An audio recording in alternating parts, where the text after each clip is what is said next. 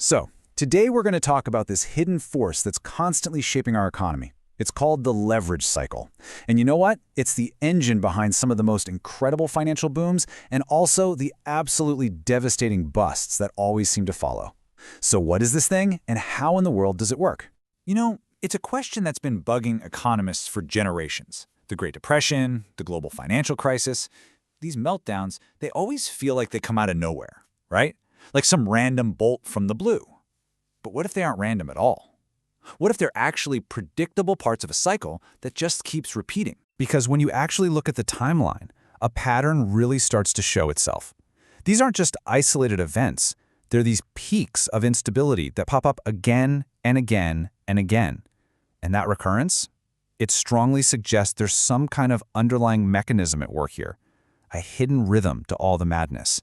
And at the very heart of that rhythm is one single crucial concept. And that concept is leverage. Just think about buying a house. Your down payment, that's your own cash, but the mortgage you get from the bank, well, that's leverage. It's what lets you control a, say, $300,000 house with maybe only $20,000 or $30,000 of your own money. It's this incredible power to amplify your investment, and it's the main character in our story today. Economist John Geanakoplos, who is one of the key thinkers on this subject, just completely nailed the dynamic with this quote. He points to these two totally different worlds, times when credit is super easy to get, and times when it's like the door slams shut. Now, it's really important to know this isn't the same as the simple credit cycle, which is just about how much money is being lent out. No, the leverage cycle is about the price of that credit, how big of a down payment you need. It's the wild swing between those two extremes that creates the powerful feedback loops we're about to break down. All right, so first, let's look at the good times, the boom. This is that exhilarating upward spiral, right? Confidence is through the roof, and it feels like the party's never going to end. But, as we're about to see, risk is quietly building up right underneath the surface. Okay, so here you can see the engine of the boom. It's this powerful, self-reinforcing feedback loop. It all kicks off with stability. The economy feels safe, so lenders get a little less cautious and loosen up their standards. Buyers, feeling great, take that cheaper credit and start buying up assets, which pushes prices up. And here's the real kicker. Those higher asset prices make the collateral look way more valuable, which then encourages lenders to loosen their standards even more. You see, each step just fuels the next one. And this isn't just some abstract theory. Look at this number. At the absolute height of the housing bubble back in 2006, the average down payment you needed for a house in the US had dropped to just 2.7%. I mean, think about that for a second. You could control this massive asset with almost no skin in the game. The cycle was definitely getting close to its peak. And of course, we all know what happens next. A boom that's built on more and more and more leverage is incredibly fragile.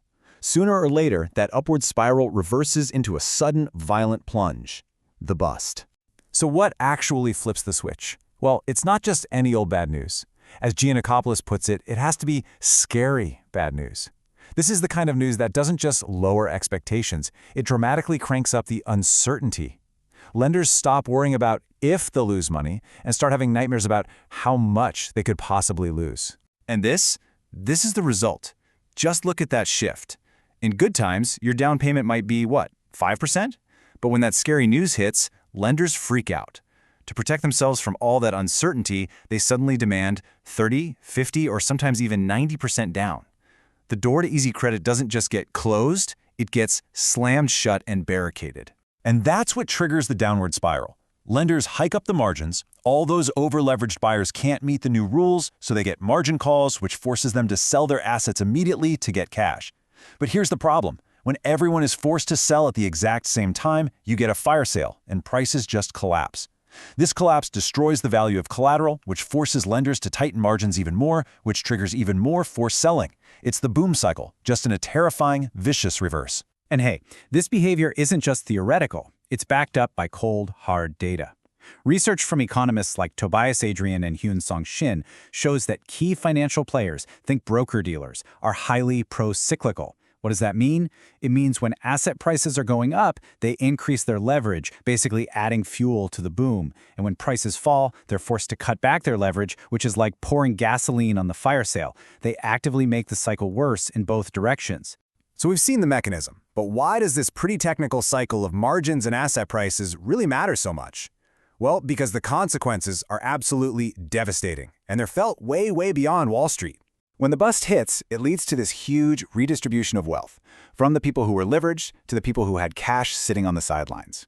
It causes bankruptcies and massive job losses. It creates something called debt overhang.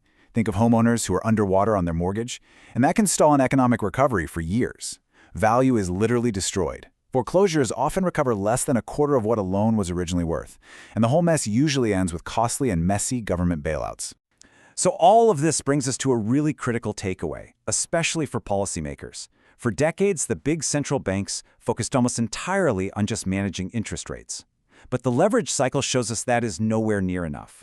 Ignoring leverage is like trying to drive a car by only looking at the speedometer while completely ignoring the fuel gauge. Sure, you know how fast you're going, but you have no idea you're about to run out of gas and grind to a halt. To prevent the next crisis, policymakers have to watch and actively manage leverage itself. And ultimately, that leaves us with this challenge. The dynamics of leverage, the psychology of it, it's a fundamental part of our financial system. The real question is whether we can learn from these past cycles to build a more stable future, or if that temptation of easy leverage will always blind us to the risks of the bust that we know is coming.